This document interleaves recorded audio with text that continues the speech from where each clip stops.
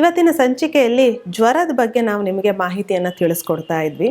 So doctor Archana ಅವರು already ಹೇಳ್ದಾಗೆ ಈಗ ಪಿತ್ತ ಜ್ವರ ಜಾಸ್ತಿ ಆದರೆ, ಈಗ ಶರತ್ ಋತುವಿನಲ್ಲಿ ಬರ್ತಕ್ಕಂಥ ಜ್ವರ ಆಗಿರ್ಬೋದು ಅಥವಾ ದೇಹದಲ್ಲಿ ಪಿತ್ತದ ಅಂಶ ಜಾಸ್ತಿಯಾಗಿ ಬರ್ತಕ್ಕಂಥ ಜ್ವರ ಆಗಿರ್ಬೋದು, ಆವಾಗ ಯೂಶ್ವಲಿ ಏನಾಗುತ್ತೆ ಅಂದರೆ ಗಂಟ್ಲಲ್ಲಿ ಉರಿ, ಕಣ್ಣಲ್ಲಿ ನೀರು ಸೋರುವಂಥದ್ದು, ಸಿಕ್ಕಾಪಟ್ಟೆ ಟೆಂಪ್ರೇಚರ್ ಅಂದರೆ ಟೆಂಪ್ರೇಚರ್ ಬೇಗ ಜಾಸ್ತಿ ಆಗುತ್ತೆ, ಅಂದರೆ ಮೈಯೆಲ್ಲ ಉರಿತಾ ಇದೆಯೇನೋ, ಕೆಂಡ ಸುಡ್ತಾ ಇದೆ ಅಂತ ಹೇಳ್ತೀವಿ, ಆ ಥರದ ಅನುಭವ ಆಗ್ತಾ ಬರುತ್ತೆ.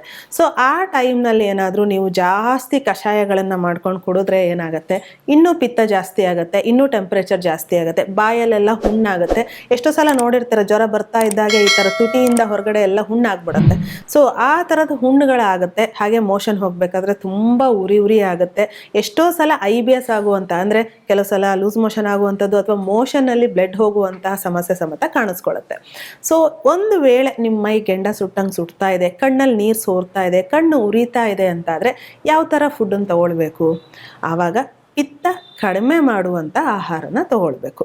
ಈಗ ಹಿಂದಿನ ರೆಸಿಪಿ ನಾವೀಗ ತೋರಿಸ್ಕೊಟ್ವಿ, ಅದರಲ್ಲಿ ಹೆಸರು ಕಾಳಿನ ರಸಮ್ ಮಾಡಿದ್ವಿ, ಅದರಲ್ಲಿ ಕೋಕಮ್ ಜ್ಯೂಸ್ ಹಾಕಿದ್ವಿ. ಆ ಕೋಕಮ್ ಜ್ಯೂಸ್ ಏನಿದೆ ಅದು ಪಿತ್ತವನ್ನು ಕಡಿಮೆ ಮಾಡುತ್ತೆ. ಹಾಗೆ ಸೊಗದೆ ಬೇರಿನ ಶರಬತ್ತು ಅಂತ ಬರುತ್ತೆ, ಅದು ಪಿತ್ತವನ್ನು ಕಡಿಮೆ ಮಾಡುತ್ತೆ. ಬಾರ್ಲಿ ಗಂಜಿ ಇರ್ಬೋದು, ಅದು ಪಿತ್ತವನ್ನು ಕಡಿಮೆ ಮಾಡುತ್ತೆ. ಅದೇ ಥರ ಈಗ ಕೋಸ್ಟಲ್ ಕರ್ನಾಟಕ ಇರ್ಬೋದು ಅಥವಾ ಕೇರಳದಲ್ಲಿ ಈ ಬಾಯ್ಲ್ಡ್ ರೈಸ್ ಅಂತ ಯೂಸ್ ಮಾಡ್ತಾರೆ. ಸೊ ಆ ಬಾಯ್ಲ್ಡ್ ರೈಸ್ ಗಂಜಿ ಸಮೇತ ಪಿತ್ತವನ್ನು ಕಡಿಮೆ ಮಾಡುತ್ತೆ. ಆದರೆ ವಾತ ಜಾಸ್ತಿ ಇದ್ದಾಗ ಅಥವಾ ನಿಮಗೆ ಥಂಡಿ ಜಾಸ್ತಿ ಇದ್ದಾಗ ಅದನ್ನು ಯೂಸ್ ಮಾಡ್ಲಿಕ್ಕೆ ಹೋಗಬೇಡಿ, ತುಂಬ ತಂಪಾಗುತ್ತೆ. ಎಷ್ಟೋ ಸಲ ಸೈನಸೈಟಿಸು, ಮೂಗಲ್ ಸೋರೋದು ಸಮೇತ ಆಗುತ್ತೆ. ಸೊ ಬೆಂಗಳೂರಿನ ವೆದರ್ನಲ್ಲಿ ನಿಮಗೇನಾದರೂ ಪಿತ್ತ ಜಾಸ್ತಿ ಆಗಿದ್ರೆ, ಕಣ್ಣು ಉರಿತಾ ಇದ್ದರೆ, ನಿಮ್ಮ ದೇಹ ಏನಾದರೂ ಜ್ವರದಿಂದ ಗೆಂಡ ಸುಟ್ಟಷ್ಟು ಸುಡ್ತಾ ಇದ್ದರೆ, ಆವಾಗ ಮಾಡಬೇಕಾಗಿರೋದೇ ಈ ಬಾಯ್ಲ್ಡ್ ರೈಸ್ ಗಂಜಿ. ಅದನ್ನು ಹೇಗೆ ಮಾಡೋದು ಅಂತ ನಾನು ನಿಮಗೀಗ ತೋರಿಸ್ಕೊಡ್ತೇನೆ. ಬಾಯ್ಲ್ಡ್ ರೈಸ್ ಗಂಜಿಗೆ ಬೇಕಾಗುವ ಸಾಮಗ್ರಿಗಳು: ಬಾಯ್ಲ್ಡ್ ರೈಸ್, ತೆಂಗಿನ ಎಣ್ಣೆ, ಶುಂಠಿ, ಕಾಳು ಮೆಣಸಿನ ಪುಡಿ, ಸಾಸಿವೆ, ಸೈಂಧವ, ಉಪ್ಪು. ಈ ಬಾಯ್ಲ್ಡ್ ರೈಸನ್ನು ಚೆನ್ನಾಗಿ ತೊಳೆದು 2-3 ಸಲ ಆದರೂ ನೀವು ತೊಳಿಬೇಕಾಗತ್ತೆ. ಅದನ್ನು ತೊಳೆದು ಒಂದು ಅರ್ಧ ಗಂಟೆ ಆದರೂ ನೆನೆಸಿಡಿ, ಯಾಕಂದರೆ ಅದು ಬೇಯೋದು ತುಂಬ ನಿಧಾನ. ಸೊ ಹಾಗಾಗಿ ಅದನ್ನೊಂದು ಅರ್ಧ ಗಂಟೆ ನೆನೆಸಿಟ್ರೆ ನಿಮಗೆ ಬೇಗ ಬೇಯುತ್ತೆ. ಸೊ ಈಗ ಈ ಬಾಯ್ಲ್ಡ್ ರೈಸನ್ನು ನಾನು ನೆನೆಸಿ ತೊಳೆದು ಇಟ್ಟಿದ್ದೇನೆ.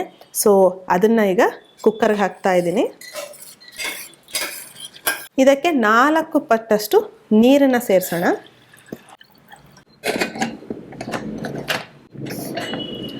ಆಗಲೇ ಹೇಳ್ದಾಗೆ ಈ ಬಾಯ್ಲ್ಡ್ ರೈಸ್ ಏನಿದೆ ಬೇಯೋದು ತುಂಬ ನಿಧಾನ. ಹಾಗಾಗಿ ಇದಕ್ಕೆ ಏನಿಲ್ಲ ಅಂತಂದ್ರೆ ಒಂದು 4-5 ವಿಷಲ್ನ ನೀವು ಬರೆಸ್ಬೇಕಾಗುತ್ತೆ. ಸೊ ವಿಷಲ್ ಬಂದ ತಕ್ಷಣ ಇಮ್ಮಿಡಿಯೇಟಾಗಿ ಓಪನ್ ಮಾಡೋದಕ್ಕೂ ಆಗೋದಿಲ್ಲ. ಸ್ವಲ್ಪ ಆರಿದ ನಂತರ ಆ ವಿಷಲ್ ಎಲ್ಲ ಬಿಟ್ಟ ನಂತರ ನೀವು ಇದನ್ನು ಓಪನ್ ಮಾಡ್ಬೋದು. ಬಹಳಷ್ಟು ಮಂದಿ ಕೇಳೋ ಒಂದು ಪ್ರಶ್ನೆ ಏನು ಅಂತಂದರೆ, ಈ ಹಾಲು ಬ್ರೆಡ್ಡನ್ನು ನಾವು ಮಗುಗೆ ಕೊಡ್ಬೋದಾ ಅಂತ ಹೇಳಿ. ಸೊ ನಾವು ಹೇಳ್ತಾ ಇದ್ವಿ ವಾತ, ಪಿತ್ತ, ಕಫ ಅಂತ ಇದೇ ಥರ ಬೇರೆ ಬೇರೆ ಜ್ವರ ಟೈಪ್ಗಳು ಬರುತ್ತೆ. ಸೊ ಒಂದು ವೇಳೆ ಕಫ ಜಾಸ್ತಿ ಇದ್ದಾಗ ನೀವು ಹಾಲು ಮತ್ತು ಬ್ರೆಡ್ಡನ್ನು ಸೇವನೆ ಮಾಡಿದ್ರೆ ಇನ್ನೂ ಕಫ ಜಾಸ್ತಿ ಆಗ್ತಾ ಹೋಗುತ್ತೆ.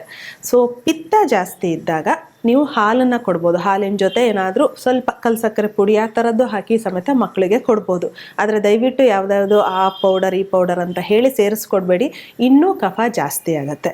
ಸೊ ಹಾಲನ್ನು ಪಿತ್ತ ಜಾಸ್ತಿ ಇದ್ದಾಗ, ಟೆಂಪ್ರೇಚರ್ ಜಾಸ್ತಿ ಇದ್ದಾಗ, ಕಣ್ಣು ಉರಿ ಇದ್ದಾಗ ಅಥವಾ ಮೂಗು ಉರಿತಾ ಇದೆ, ಮೂಗಲ್ಲಿ ಸೋರ್ತಾ ಇದೆ ಅನ್ಬೇಕಾದ್ರೆ ನೀವು ಹಾಲನ್ನು ಕೊಡ್ಬೋದು.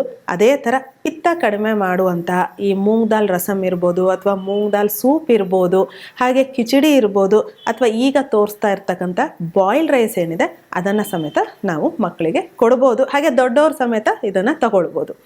ಇನ್ನೊಂದು ಆಯುರ್ವೇದದಲ್ಲಿ ಹೇಳೋದೇನು ಅಂತಂದರೆ, ಈಗ ಜ್ವರ ಅಂತ ಬಂದ ತಕ್ಷಣ ನೀವು ಒಂದು 2-3 ದಿನದವರೆಗೂ ಯಾವುದೇ ಥರ ಆಹಾರ ಸೇವನೆ ಮಾಡದೇನೆ ಓನ್ಲಿ ಲಿಕ್ವಿಡ್ ಐಟಮ್ನ, ಅಂದರೆ ಈಸಿಯಾಗಿ ಜೀರ್ಣ ಆಗುವಂಥ ಈ ಥರ ಗಂಜಿಗಳನ್ನು ಕುಡಿಯೋದ್ರಿಂದ ಜ್ವರ ಮುಂದೆ ಅಗ್ರಿವೇಟ್ ಆಗದೆ ಇರೋ ಹಾಗೆ ತಡಿಬೋದು. ಯಾವುದೇ ಥರದ ಜ್ವರ ಇರ್ಬೋದು. ಈಗ ಆಯುರ್ವೇದದ ಪ್ರಕಾರ ಹೇಳೋದಿದ್ರೆ ವಾತ, ಪಿತ್ತ, ಕಫ, ಸನ್ನಿಪಾತಜ ಇದರದ್ದೇ ಕಾಂಬಿನೇಷನ್ಗಳಲ್ಲಿ ಬರ್ತಾ ಹೋಗುತ್ತೆ. ಸೊ ಈ ಥರದ ಕಾಂಬಿನೇಷನ್ಗಳು ಯಾವುದೇ ಇರ್ಬೋದು, ಅದನ್ನು ನಾವು ಎನ್ಕೌಂಟರ್ ಮಾಡಲಿಕ್ಕೆ ತುಂಬ ಸಹಾಯ ಆಗುತ್ತೆ. ಫಾಸ್ಟಿಂಗ್ ಅಥವಾ ಈ ಥರ ಲಿಕ್ವಿಡ್ ಡಯಟ್ನ ನಾವು ಫಾಲೋ ಮಾಡಬೇಕಾಗತ್ತೆ. ಈಗ ಕುಸ್ಲಕ್ಕಿ ಬೆಂದಿದೆ, ಇದಕ್ಕೆ ಒಂದು ಒಗ್ಗರಣೆನ ಹಾಕೊಳ್ಳೋಣ. ಆಗಲೇ ಹೇಳಿದಾಗೆ ಎಲ್ಲ ರೆಸಿಪಿಲೂ ನಾವು ತೋರಿಸ್ತಾ ಇದ್ದೇವೆ ಸಿಂಪಲ್ ಆಗಿರ್ತಕ್ಕಂಥ ಒಗ್ಗರಣೆ. ಇದಕ್ಕೆ ಜಾಸ್ತಿ ತರಕಾರಿ ಆಗಲಿ ಅಥವಾ ಬೇರೆ ಯಾವುದೇ ಥರದ ವಸ್ತುಗಳನ್ನು ನಾವು ಸೇರಿಸಲ್ಲ. ಒಂದು ಅರ್ಧ ಚಮಚದಷ್ಟು ಎಣ್ಣೆ ಬಿಸಿ ಆಗ್ತಾ ಇದ್ದ ಹಾಗೇ ಸಾಸಿವೆಯನ್ನು ಸೇರಿಸೋಣ. ಬಹಳಷ್ಟು ಮಂದಿಗೆ ಈ ರೆಡ್ ಬಾಯ್ಲ್ ರೈಸ್ ಗಂಜಿಗೆ ಮೊಸರು ಹಾಕ್ಕೊಂಡು ಕುಡಿಯುವಂಥ ಅಭ್ಯಾಸ ಇರುತ್ತೆ. ಸೊ ಮೊಸರನ್ನ ಸೇರಿಸ್ಕೊಳ್ಳೋಕೆ ಹೋಗಬೇಡಿ. ಒಂದು, ಈಗ ಮೊಸರನ್ನ ತಿನ್ನೋದು ಒಳ್ಳೆಯದಲ್ಲ ಗಂಜಿ ಜೊತೆ. ಇನ್ನೊಂದು ಏನಂತಂದರೆ, ಈಗ ಜ್ವರ ಬಂದಾಗ ನೀವು ಮೊಸರನ್ನ ತಿಂದರೆ, ಮೊಸರಿಗೆ ಒಂದು ಅಭಿಷಂಧಿ ಅನ್ನುವಂತಹ ಕ್ವಾಲಿಟಿ ಇದೆ. ಅಂದರೆ ದೇಹದಲ್ಲಿ ಯಾವುದೇ ಥರದ ಚಾನಲ್ಗಳನ್ನು ಅಬ್ಸ್ಟ್ರಕ್ಷನ್ ಮಾಡುವಂಥ ಕ್ವಾಲಿಟಿ ಇದೆ. ಸೊ ಅದು ಜಾಸ್ತಿ ಆಗುತ್ತೆ. ಅಂದರೆ ನಿಮ್ಮಲ್ಲಿರ್ತಕ್ಕಂಥ ಇನ್ಫ್ಲಮೇಷನ್ ಆಗಿರ್ಬೋದು ಅಥವಾ ಇನ್ಫೆಕ್ಷನ್ ಇರ್ಬೋದು, ಅದು ಜಾಸ್ತಿ ಆಗ್ತಾ ಬರುತ್ತೆ. ಹಾಗಾಗಿ ಮೊಸರನ್ನ ಸೇರಿಸ್ಕೊಳ್ಳೋಕೆ ಹೋಗಬೇಡಿ. ಸಿಂಪಲ್ಲಾಗಿ ಈಗ ತೋರಿಸ್ತಾ ಇರ್ತಕ್ಕಂಥ ಒಂದು ಒಗ್ಗರಣೆನ ನೀವು ಇದಕ್ಕೆ ಸೇರಿಸ್ಕೊಂಡು ಸೇವಿಸ್ಬೋದು. ಸೊ ದೇಹದಲ್ಲಿ ಒಂದು ಸ್ವಲ್ಪ ಮೈ ಬಿಸಿ ಮಾಡಲಿಕ್ಕೋಸ್ಕರ ಶುಂಠಿ, ಜೀರಿಗೆ, ಈ ಒಗ್ಗರಣೆನ ಬೆಂದಿರ್ತಕ್ಕಂತಹ ಗಂಜಿಗೆ, ಬಾಯ್ಲ್ಡ್ ಗಂಜಿಗೆ ಸೇರಿಸ್ತಾ ಇದ್ದೀನಿ. ಇದನ್ನು ನಿಮಗೆ ಎಷ್ಟು ಬೇಕೋ ಅಷ್ಟು ರುಚಿಗೆ ತಕ್ಕಷ್ಟು ಉಪ್ಪು, ಹಾಗೆ ಸ್ವಲ್ಪ ಕಾಳುಮೆಣಸಿನ ಪುಡಿ.